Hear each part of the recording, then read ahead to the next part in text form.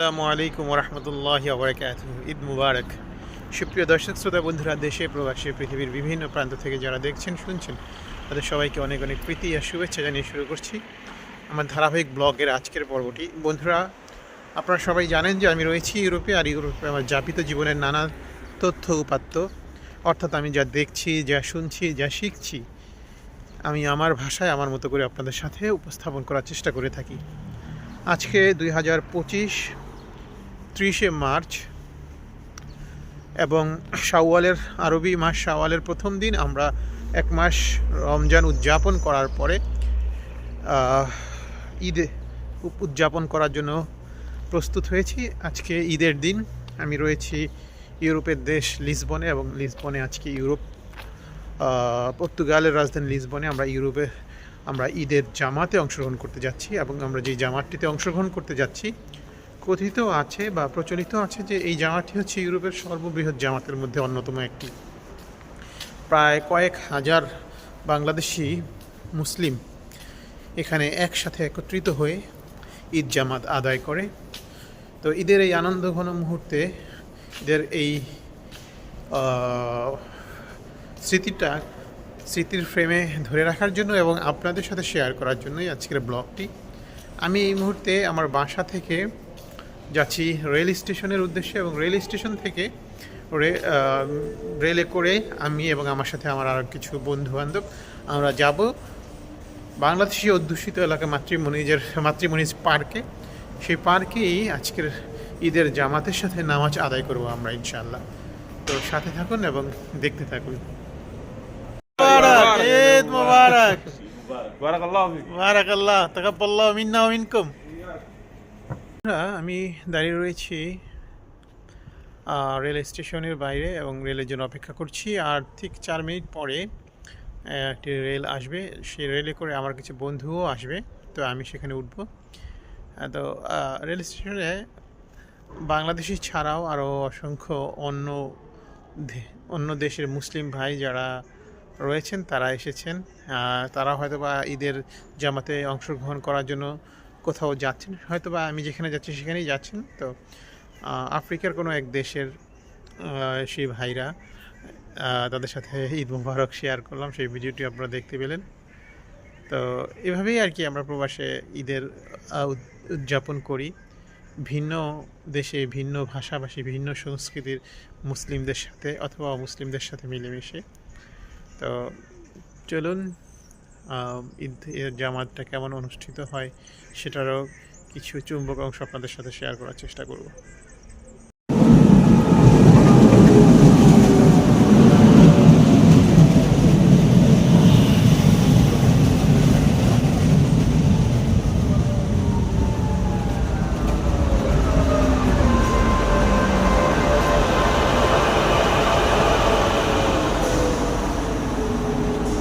বন্ধুরা, দেখতে দেখতে রেলগাড়ি চলে এসেছে। আমি এখন রেলে উঠবো, সাথে থাকুন এবং দেখতে থাকুন।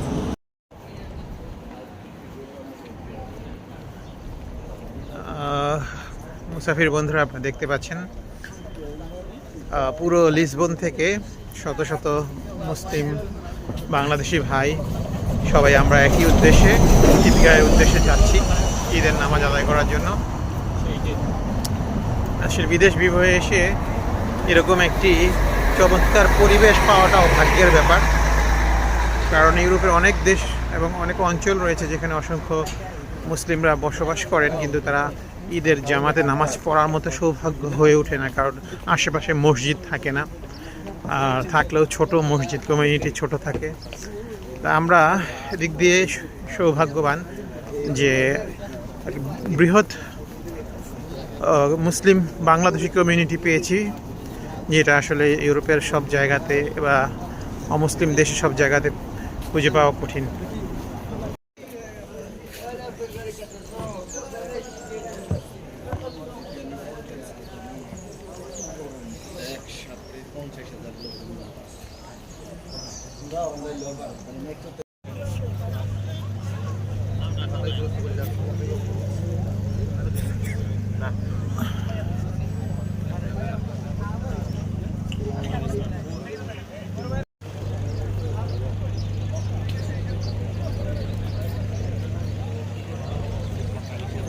কেরাম, আমরা জানি মুসলমানদের যে শিআরুল ইসলাম বা ধর্মীয় উৎসব রয়েছে সেটা বছরে দুটি।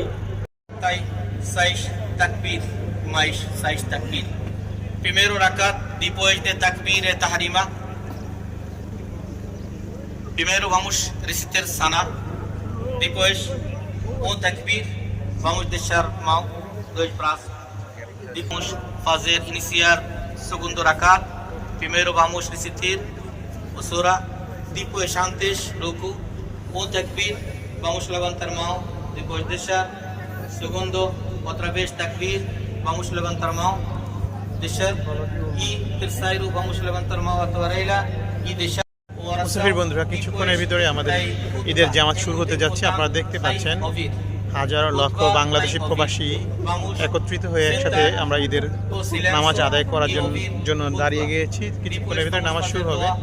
আকবার, আল্লাহু আকবার, আল্লাহু আকবার, আল্লাহু আকবার, আল্লাহু আকবার, ওয়ালিল্লাহিল হামদ।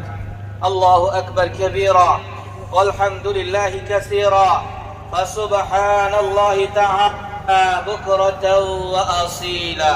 اللهم لك الحمد بكل ما يسرت لنا من صيام وقيام وتلاوة ودعاء، لك الحمد كما تنعم كثيرا.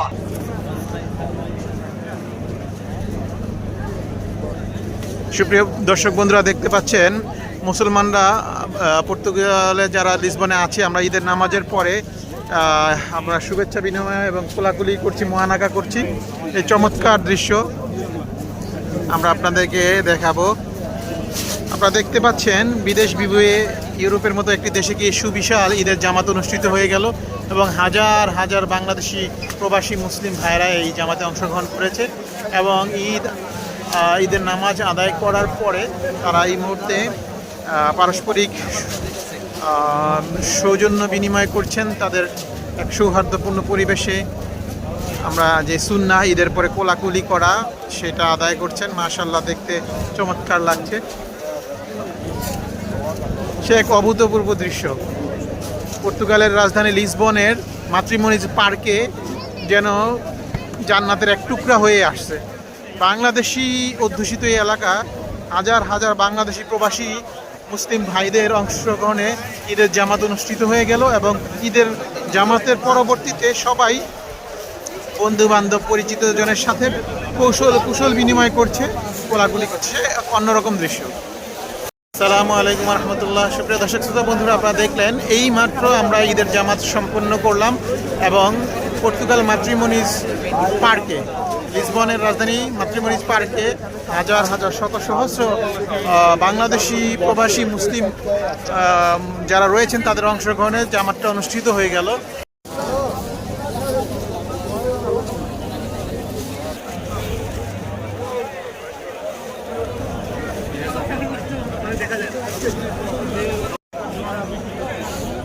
বন্ধুরা, আপনারা দেখতে পাচ্ছেন নামাজের পরে ফটো সেশন চলতেছে। সবাই যে যার বন্ধু বান্ধব আত্মীয় স্বজনের সাথে ফটো সেশন করতেছে।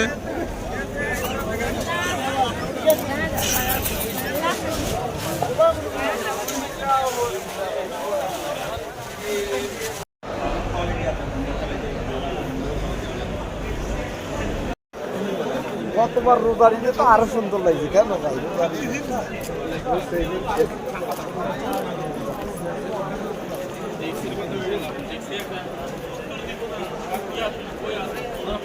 আসসালামু আলাইকুম রহমতুল্লাহ বারাকাতুহু।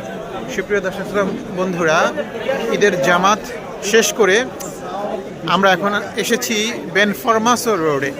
আপনারা জানেন যে বাংলাদেশের পর্তুগালে যে বাংলাদেশি অধ্যুষিত এলাকা রয়েছে, সেই এলাকার সবচেয়ে জনপ্রিয় যে জায়গাটা সেটার নাম হচ্ছে বেনফরমাসো রোড। সেই রোডে আমরা নামাজ আদায় করে ঈদের জামাত সাথে সালাত আদায় করার পর আমরা এসেছি।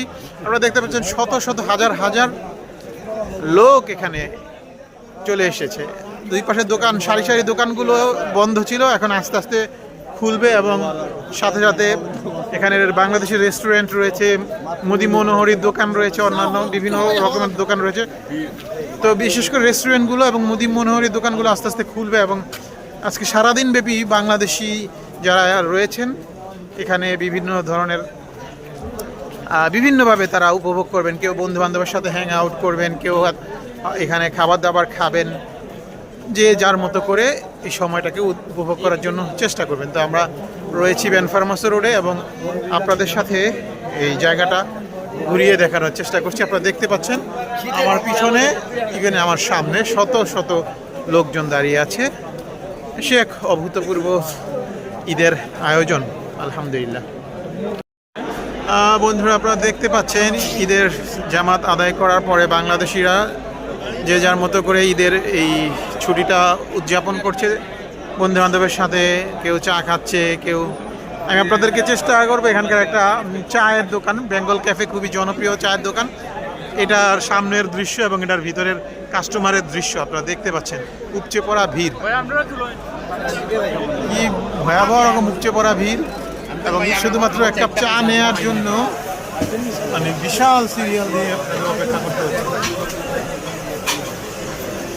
এ হচ্ছে এখানকার বর্তমান চিত্র। আমি আপনাদেরকে বন্ধুরা একটা রেস্টুরেন্টের ভিতরে দৃশ্য দেখানোর চেষ্টা করব।